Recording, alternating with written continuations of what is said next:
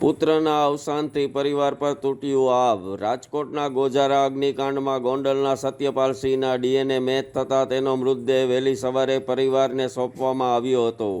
ત્યારબાદ તેના પરિવારે અંતિમ સંસ્કાર કર્યાના અહેવાલ પણ પ્રાપ્ત થયેલ છે. આ કાળમુખો અગ્નિકાંડે કેટલાયના ઘર ઉજ્જડ કરી નાખ્યા છે. આના ગુનેગારોને ભગવાન ક્યારેય માફ નહીં કરે. રિપોર્ટર ઉમંગ કોટક. ગુજરાતમાં દારૂબંધીના ઉડ્યા ધજાગરા. રાજકોટના સહકાર મેઇન રોડ પર દારૂના નશામાં ચકચૂર ડ્રાઈવરે કાર એક મકાનમાં ઘુસાડી દીધેલ હતી.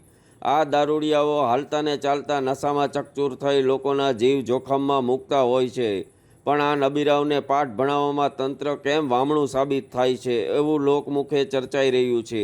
આ અકસ્માતમાં સદનસીબે જાનહાનિના કોઈ અહેવાલ પ્રાપ્ત થયેલ નથી. રિપોર્ટર વિરેન ગણાત્રા. રાજકોટ ટીઆરપી અગ્નિકાંડ પીડિત પરિવારોમાં જોવા મળ્યો આક્રોશ. અગ્નિકાંડના ત્રીજા દિવસે હજી ખબર ન પડે કે એના સ્વજનો છે કે નથી, તો આક્રોશ તો ફાટવાનો જ એ સ્વાભાવિક વાત છે. પરંતુ તંત્ર ગોળ ગોળ વાતો કરીને ક્યાં સુધી આ પરિવારજનોના આક્રોશને દબાવી શકશે?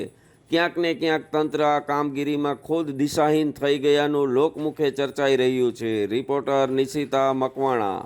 રાજુલામાં લાગી આગ. હજુ એક અગ્નિકાંડ શમ્યો નથી ત્યાં વળી રાજુલાના મુખ્ય બજારમાં આવેલા એટીએમમાં આગ લાગવાના અહેવાલ પણ પ્રાપ્ત થયેલ છે.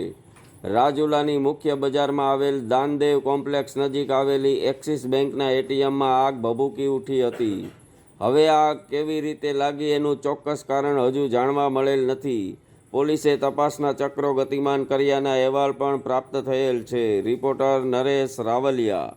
રાજકોટ ટીઆરપી અગ્નિકાંડના મૃતકોને અપાઈ શ્રદ્ધાંજલિ. પ્રાપ્ત વિગત મુજબ રાજકોટ ટીઆરપી ગેમ ઝોનમાં જે આગની ગોઝારી ઘટના બની એમાં તમામ મૃતકોને રાજકોટ શિવસેના પરિવાર દ્વારા કેન્ડલ સળગાવી શ્રદ્ધાંજલિ અર્પિત કરાયેલ હતી.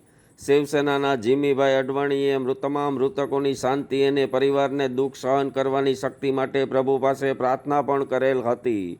Reporter BM Gosai.